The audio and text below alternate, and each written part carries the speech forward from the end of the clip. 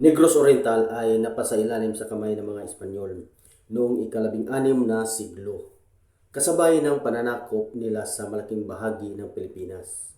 Maikling timeline sa panahon ng Espanyol. 1565, dumating ang mga Espanyol sa Pilipinas sa pamumuno ni Miguel Lopez de Legazpi.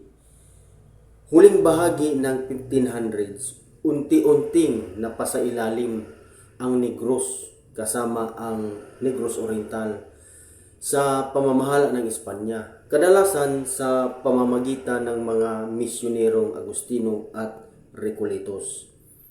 Noon, isang lalawigan lang ang Negros at pinamamahalaan mula sa Cebu.